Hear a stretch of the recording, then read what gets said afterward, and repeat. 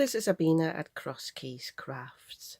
Today's video is a little bonus video. I'm recording this on Friday morning, the day when I'm actually posting this, so this will be at a slightly different time of my normal 8 AM UK time. And this is part of my playlist for your craft room storage. I just thought I'd show you how I store my Lavinia stamps, my visible image stamps, and then also my other stamps and dies that I do have.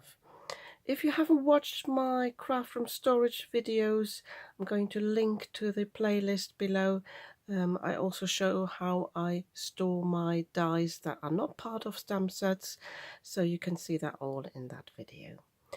So I'm going to be honest, I did not finish this project of storing them all until actually 2 days ago. I had started on this years ago, and then I sort of bought new stamps and just had them in various places, and I actually, as I said, just finished putting them into the sleeves. What I decided is, because I've got many small stamps, is to have them in different sized pockets.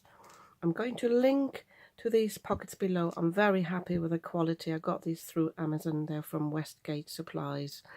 And I have got my mini stamps, but also stamp sets that are really small in these 9 pockets here. I'm sorry, I couldn't zoom out any more than this. So these are actually pockets for like football cards or artist trading cards. So they're a good size for the mini stamps. Let me just take one out. What I've done is I have cut pieces of cardstock to the size of this pocket, and then I have just stuck the Lavinia stamps cardboard on there. Some of them I had to cut to size. I think these were actually from a bigger stamp set.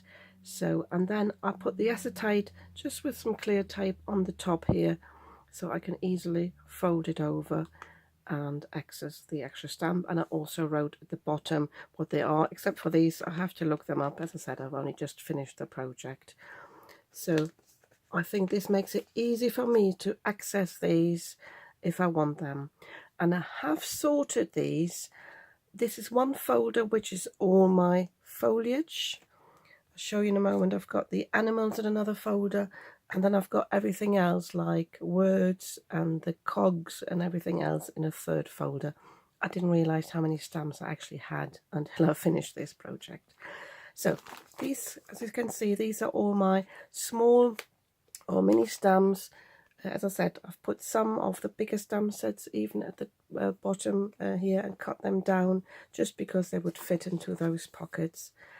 These I haven't labelled. I know they're the different star mini sets. This one needs a backing as well. So, and I've left some space here, but the good thing about having a folder like this, I can always insert another sleeve and add some more. And even these, you can see I've cut the whole panel down just to fit into here, which works nicely. So I've got them sort of themed. These are the ones that I like to create a bit of a landscape with. And then for the bigger ones, I have got these where I've got just 2 pockets, which are almost an A5 size. So I've cut bigger pieces of cardstock again to back these and just glued the packaging on there, but again having these on like a hinge, and that makes it easy for me to access that. So if I want the mushrooms, obviously I have to take the toadstool out as well, but it's just as easy for me to put them back. And again, I've got them sort of themed and put together, so I'll make them sort of fit. And then for the longer stamps, I have got these pockets. They are, I think, for banknotes. So I've got 3 pockets there. And this one, actually, I didn't even back this one up because I had a size that was perfect for that. And I can take these out like that. Again, as I said, some of them still need labelling. That's another big one. These are actually my oldest stamps I had. This one here, I just popped in there it didn't quite fit the pocket, but it doesn't matter. It still is easily accessible. So just pop these away. So as I said, I think I've shown you this before when I created the fox image, which still needs to go on this folder here. So as I said, this is just duplicates. I don't even mind having these sideways, the swans, they fit in perfectly. There's one thing I do have. Let me just take this off here. Because in the past I had them on the back of these as well, and I didn't want to peel the packaging off here, so this is the only one I've got on the back. But for me, the way I work now, it's easier for me to just have them one-sided, but you could stick them on the back and just take them out because you can see what you've got. So these are all my animals, and I've got the forest temple door there as well, because I used to use these together. And I've got a few fairies here, and I kept the moon with this as well because I've got the moon fairy. This is where I know I've got it. And I quickly show you the third folder. Again, that needs a different cover image there. So I've got like the hearts mini and the little crown and the mini castle. And then I've got the Christmas ones here where the fairy shops. And as I said, all sort of random pieces that are not flora or fauna. These are my words. Oh, and the bigger flourishes, and the bridge from the latest release, and that one, and the corks there as well, and the cogs. So yeah, so it gives me a bit of room to expand, and I'm vowing here now, when I buy some new stamps, which will be released next week, I believe, I will put them into the folder straight away because that took a lot of time. So my visible image stamps, because my collection is not that big, I've got them in this container here. I got that from Lidl, and I mentioned that and showed that in my craft room storage video, or one of them anyway. And these, because the packaging is all the same size, that defined for me how I would store these.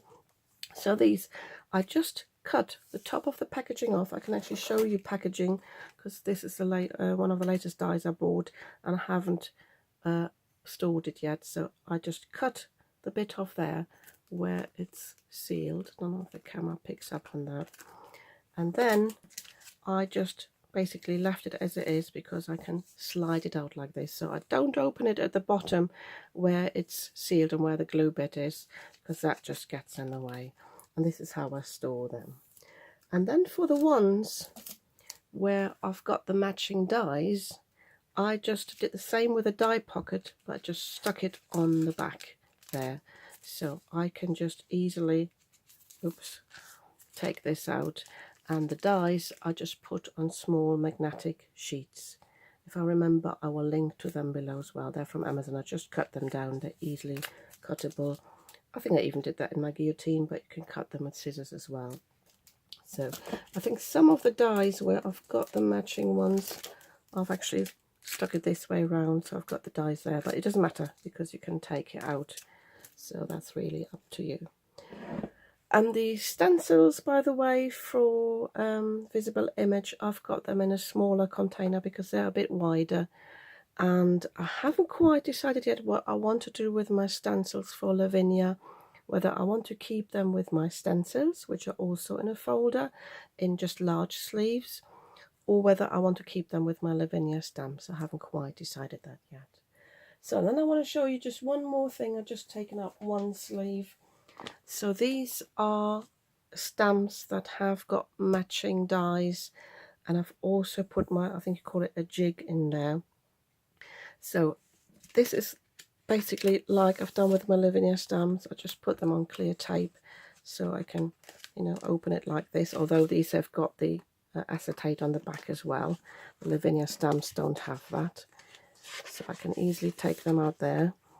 And this is just another piece of this sort of A5, and I just stuck this on there.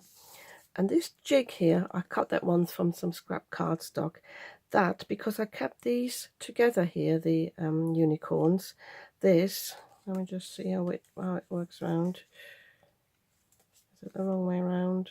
Anyway, it matches these dies, because when I'm stamping them, this bugs me now. Oh, being silly, I have to turn this upside down. There we go.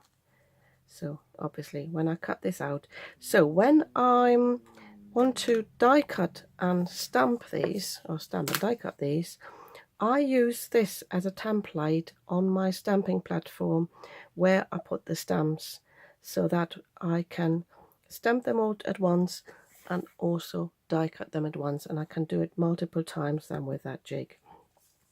So that is really easy. I think I've actually got a video on my channel where I show this technique. Yeah, I thought I'd just quickly show you this. I've seen a few comments on the Lavinia Facebook pages how people store their stamps, and this works for me because, as I said, I've got them all on display. If I want to create like a wreath, I've got all the little leaves on there. If I want to create, as I said, a landscape, I've got all of them together, and that's easy for me then to find them. Yeah, if you find this interesting and you think that works for you, you might want to give me a thumbs up. And if you'd like to see more of my videos, you might want to subscribe to my channel. I'd be very happy about that. And I'll see you soon with another video.